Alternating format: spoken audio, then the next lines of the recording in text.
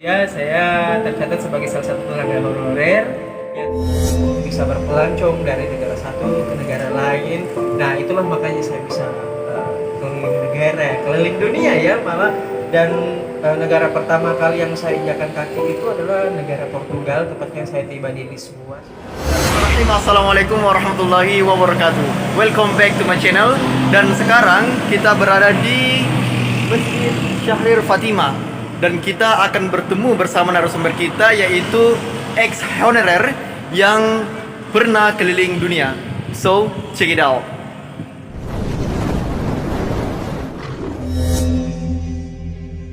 Ya, alhamdulillah kita telah bertemu dengan narasumber kita. Baik, kita sapa-sapa dulu. Bagaimana kabarnya, Kak? Alhamdulillah baik. Iya. Bagaimana sebaliknya kabarnya? Iya, alhamdulillah baik. Alhamdulillah. Kayaknya hari ini ceria banget ya. Iya, cerita karena saya ketemu sebenarnya saya agak insecure, Kak, karena ini beliau adalah narasumber Net TV Sulawesi Selatan. Biasanya Iya, kan. iya. Dosen Ya, sebut. tapi kita tidak akan membahas tentang itu. Kita akan bahas tentang pengalaman beliau selama beliau honorer bisa keliling dunia. Iya. Apa kira-kira boleh ya? Nah, sebenarnya saya agak penasaran di sini, Kak. Kenapa bisa seorang honorer yang bisa keliling dunia? Kira-kira awalnya itu bagaimana, Kak? Penasaran apa penasaran? Sangat penasaran. Kayak judul lagu. Ya, sebetulnya sih mau jawab pertanyaanmu itu, kok bisa sih seorang honorer ini bisa keliling dunia? Sebetulnya antara honorer dengan keliling dunia itu bisa dikatakan gak ada hubungannya. Tapi ya itulah ya, sebelum saya keliling dunia saya honor dulu ya. Saya tercatat sebagai salah satu tenaga honorer yang ada di Kabupaten Goa ya, di salah satu sekolah negeri di Kabupaten Goa seperti itu. Dan pada saat saya honor itu, saat itu saya mengurus urusan saya untuk gimana sih caranya supaya bisa ke luar negeri. Nah seperti itu.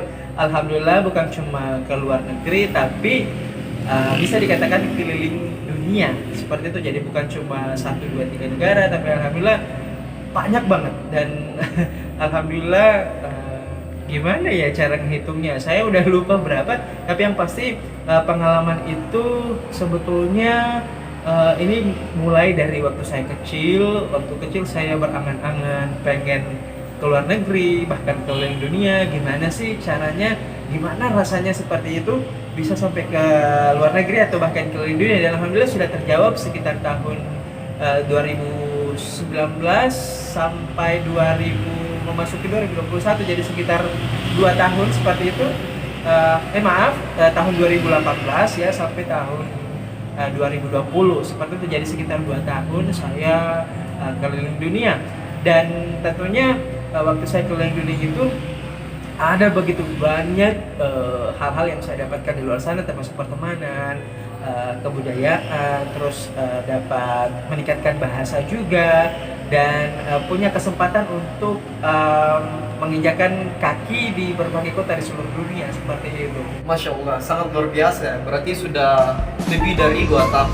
Nah, saya juga penasaran, kakak ini bikin apa di luar negeri dunia? Apakah cuma spending time atau ada program? Saya sebetulnya alhamdulillah dapat kesempatan untuk bergabung atau bekerja di industri tourism yang ada di luar negeri, tepatnya di industri layanan jasa perhotelan, dan tepatnya lagi di kapal pesiar seperti itu.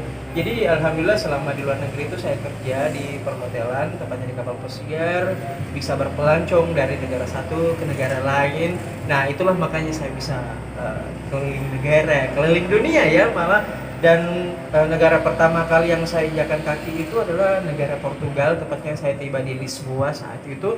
Cuman ya jet lag juga ya, capek banget, tapi alhamdulillah terbayarkan pada saat menginjakan kaki pertama kali di sana. Itu kayak gimana ya, kayak berada di dunia lain.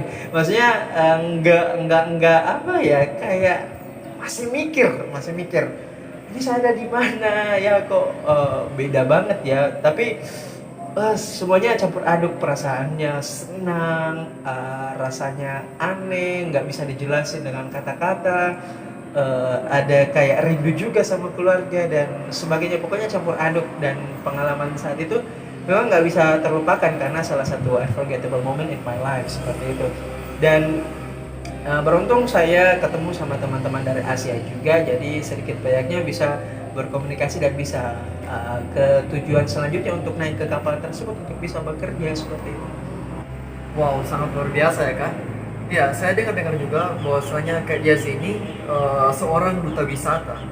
Nah, kira-kira Kak, apa hubungannya antara duta wisata dan luar negeri tersebut? Apakah ada visi dan misi tertentu ataupun manfaat dari duta wisata diimplementasikan di luar negeri tersebut Kak? Sorry, lagi megang-megang kuku. Tapi by the way, kok Sul tahu sih saya pernah jadi duta wisata atau dari mana?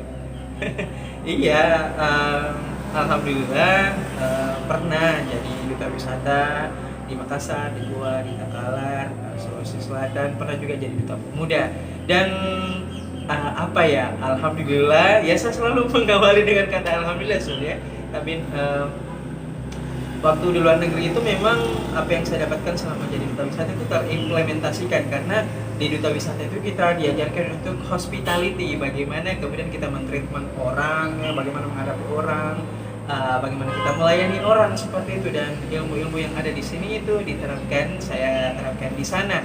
Dan terlebih saat itu karena sebagai duta wisata ya kita biasa mempromosikan atau mencitrakan seperti itu, memperkenalkan kebudayaan dan pariwisata kita, ya tentunya saya tidak ingin melewatkan kesempatan dong. Pada saat itu di peringatan hari ulang tahun atau DGHU, hari ulang tahun Indonesia yang keberapa gitu ya, tahun 2019 saya lupa, maaf. Tapi yang jelasnya saat itu peringatan hari 17 Agustus saya didapuk atau didaulat menjadi kru untuk mempresentasikan Wonderful Indonesia di kapal pesiar. Dan alhamdulillah saya perkenalkan melalui presentasi 17 Agustus How Looks Like Indonesia.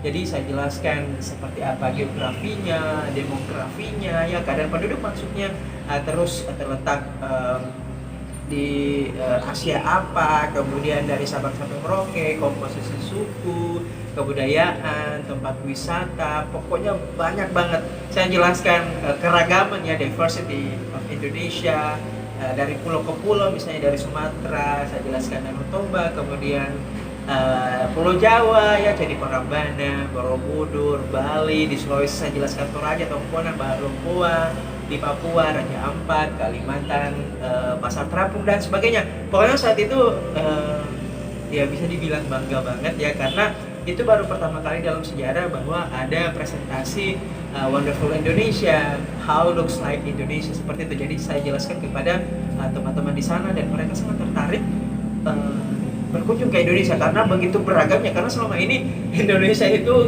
ya di luar itu cuma dikenal Balinya. Jadi saya di sana tergerak untuk gimana sih saya memperkenalkan Indonesia ini secara merata, termasuk daerah kita Sulawesi Selatan seperti itu. Alhamdulillah dikasih kesempatan oleh panitia. Dek, kebetulan panitianya orang Palopo ya. Dek, bisa ki sambil logat Makassar kan. Dek, bisa ki diperkenalkan dulu pariwisatanya di Indonesia, terutama daerah tak penting sekali ini, bagus nah barusan ini ada. Jadi ya udah, saya karena senang tampil ya alhamdulillah tidak melewatkan kesempatan itu, dan jadilah saya mempresentasikan Wonderful Indonesia kepada teman-teman, dan luar biasa, tepuk tangannya sangat meriah, dan ada kok foto-fotonya ya, ada foto-fotonya, ada videonya yang saya simpan di laptop saya seperti itu, dan ya tidak bisa terlupakan. Agak-agak susah diungkapkan dengan kata-kata, hanya kepuasan dan rasa bangga, senang banget seperti itu. Iya, jelas tahu dong kakak bahwasanya kakak ini duta wisata, karena saya sering lihat postingan-postingan kakak di Instagram juga, dan juga saya menelusuri jejak kakak di Instagram sebelum saya mewawancarai kakak. Iya, ternyata kakak juga ini selain honorer, ternyata juga honorer yang inovatif ya kak, karena tetap produktif walaupun menjadi honorer. Jadi saya penasaran, apakah setelah dari luar negeri kakak melanjutkan pekerjaan kakak sebelumnya di Indonesia, atau meninggalkan honorer ini, meninggalkan pekerjaan kakak sebelumnya? Ya, ini pertanyaannya dan jawabannya dilema sekali Sul. Jadi saya harus jawab jujur ini atau jawab PRS atau jawab gimana nih Sul? Jawab jujur dong kak. Jawab jujur. Oke, baiklah kalau gitu saya akan menjawabnya Sul untuk kamu. Ya, honestly, sejujurnya setelah saya kerja ya di luar negeri itu otomatis saya meninggalkan pekerjaan saya sebagai honorer.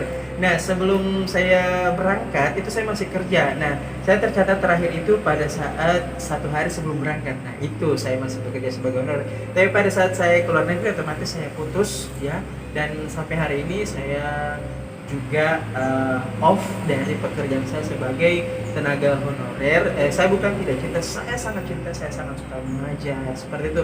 Namun karena memang saya suka hal-hal yang dinamis, saya suka hal-hal baru. Jadi selalu mencoba hal-hal baru dengan mengambil resiko untuk maju seperti itu. Dan beranilah mengambil risiko untuk hal-hal yang baru sepanjang itu adalah kemajuan. Why not? Ya. Jadi saya adalah salah satunya, dan hari ini saya sudah tidak tercatat sebagai honorer, tapi alhamdulillah ilmu yang saya dapatkan semenjak mengajar itu alhamdulillah luar biasa banyak banget. Tetapi tidak menutup kemungkinan juga sih ya, manusia kita hanya bisa berencana. Saya masih membuka diri terhadap kemungkinan apapun itu ya, sepanjang itu hal positif dan untuk kemajuan WNH, termasuk juga kembali mengajar ya seperti itu. Dan walaupun hari ini pekerjaan saya itu beda lagi, tapi sepanjang saya merubah pekerjaan, gonta-ganti profesi, tapi semuanya itu sejauh ini apapun yang saya rubah itu selalu suka, selalu cocok, nyambung, dan sangat enjoy, sangat menikmati tiap-tiap pekerjaan yang berubah-berubah itu ya, termasuk honor kemarin saya sangat suka mengajar. Jadi jawabannya hari ini masih off. Oh, jadi sudah off ya kak? Wow, luar biasa, sudah mengambil kesimpulan off dari kerjaan kakak sebelumnya. Ya, saya juga penasaran kak, bahwasanya bagaimana cara kakak untuk bisa ke luar negeri. Mungkin kakak bisa bagikan tips dan trik bagi teman-teman yang ada di rumah atau ada dimanapun itu, ya kak? Ya, kalau ditanya gimana sih caranya bisa ke luar negeri, tips dan triknya, tentunya banyak banget ya caranya supaya kita bisa ke luar negeri. Ada dengan jalur beasiswa, kemudian nabung dulu baru liburan, kemudian menang undian, terus ya pakai ongkos sendiri atau pertukaran pelajar, bekerja di luar negeri, apakah di darat ataupun di laut seperti itu. Tapi kalau untuk saya sendiri, kebetulan saya ada di jalur pelayaran dan industri wisata ya, jasa, jadi otomatis saya itu menempuhnya tentunya dengan berbagai serangkaian seleksi atau wawancara seperti itu. Jadi saya sebelumnya ikut pendidikan dulu ya, salah satu sekolah kapal pesiar itu yang ada di Indonesia. Jadi saya memang ikut tahap-tahapnya seperti itu. Jadi saya menempuh jalur pendidikannya, kemudian saya ikut wawancara, seleksi berkas, ikut training, karantina, kemudian saya diberangkatkan ke luar negeri. Jadi kalau soal tips itu tergantung dari apa yang ingin kita capai ya. Yang jelasnya belajar bersungguh-sungguh, kemudian jangan pernah patah semangat, dicoba terus. Yang paling penting juga adalah mempermantap pengetahuan tentang apa yang ingin kita tuju ke luar negeri.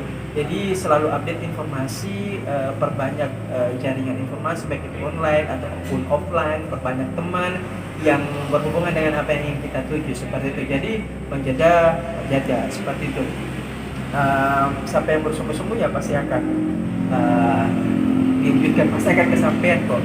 Jadi ya keep moving forward, terus bersungguh-sungguh pasti akan sampai kok. Semangat. Masya Allah, luar biasa sekali tips dan trik yang telah diberikan oleh Kak Hias.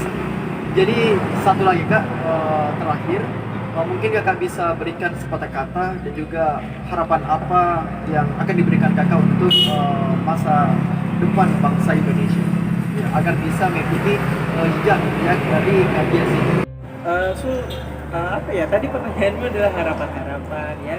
Ya kalau ditanya harapannya pasti semua yang baik-baik dong pastinya. Saya berharap untuk teman-teman, adik-adik ya, generasi milenial seperti itu agar memang hari ini bisa produktif dan tentunya bisa bermanfaat bagi dirinya sendiri minimal ya seperti itu. Jadi harus produktif, melakukan hal-hal yang positif, yang baik, kemudian selalu upgrade ya, mengikuti perkembangan zaman seperti itu, terutama untuk masa depan kita nanti tahun 2045 Indonesia generasi emas Dan ini semua berangkat dari diri sendiri sih sebetulnya, sebelum menuju ke kumulatif otomatis dari individunya dulu ya. Jadi tetap rajin belajar, selalu gapai apa yang diinginkan, pokoknya jangan pernah putus asa.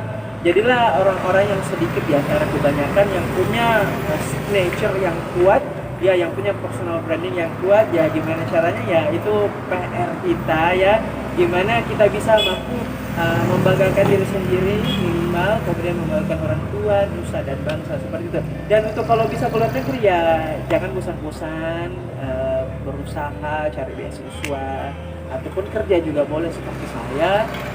Dan jadilah prototipe buat orang ya seperti itu. Jadilah trendsetter ya. Kalau bisa jadi trendsetter, jangan jadi follower seperti itu, supaya apa-apa yang kita bisa lakukan itu sangat menginspirasi untuk orang. Itu aja sih, pokoknya semua yang terbaik deh untuk teman-teman di luar sana. Terima kasih, thank you. Alhamdulillah kita baru saja ngobrol bersama narasumber kita, dan alhamdulillah kita juga telah mendapat banyak ilmu dan juga pelajaran yang bisa kita petik. Oke teman-teman, jangan lupa like, komen, dan subscribe channel YouTube saya agar tidak ketinggalan informasi yang lebih menarik lainnya.